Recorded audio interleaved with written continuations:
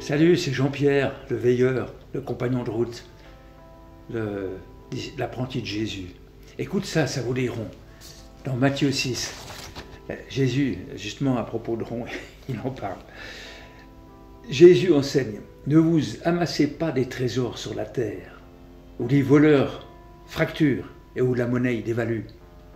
Mais amassez-vous des trésors dans le ciel, ça veut dire en Dieu, où les voleurs ne peuvent pas détruire et où les biens ne se dévaluent pas. Car là où est ton trésor, là aussi sera ton cœur. Intéressant. Peut-être tu es de ceux qui n'ont pas encore eu le temps de se constituer un trésor parce que tu es trop jeune. Mais peut-être que c'est quand même bien dans tes intentions pour plus tard. Ou peut-être tu es de ceux qui ont déjà un peu un trésor, qui a déjà un petit magot quelque part.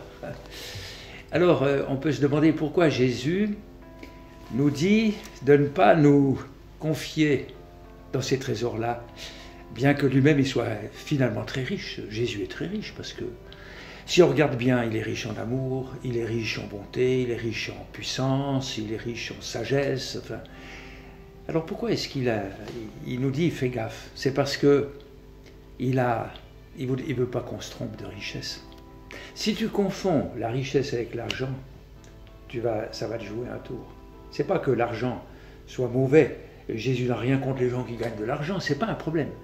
Mais si cet argent-là, ou si ces biens que tu accumules, tu les fais servir juste pour ton intérêt privé, d'une manière finalement égoïste, en accumulant, sans t'occuper de faire partager ces choses avec ceux qui en auraient besoin, à ce moment-là, c'est un trésor qui va dévaluer.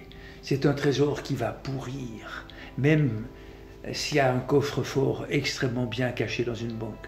C'est quelque chose qui, si tu as mis ton cœur là-dedans, tu peux être sûr que ton cœur il va y passer aussi. Parce qu'il y a une insatisfaction extraordinaire qui va venir si tu restes égoïste.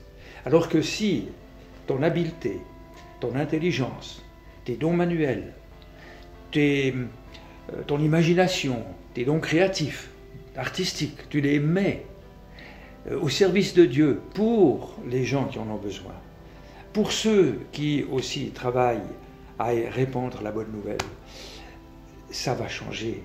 Parce que à ce moment-là, tu es dans les vraies richesses. Tu t'accumules un trésor, non pas dans ce monde-ci, tu te l'accumules en Dieu. Et ton cœur, à ce moment-là, il est ton Dieu aussi. Il ne va pas passer avec ce monde.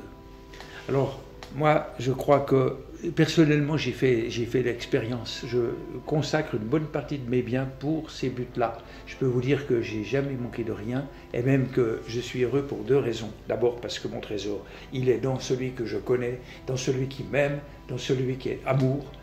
Et puis la deuxième raison, c'est que je me constitue un réseau de gens qui vont être reconnaissants et qui font la même chose que moi, qui sont la famille de Dieu. Ces deux facteurs-là, c'est absolument génial. Fais aussi l'expérience.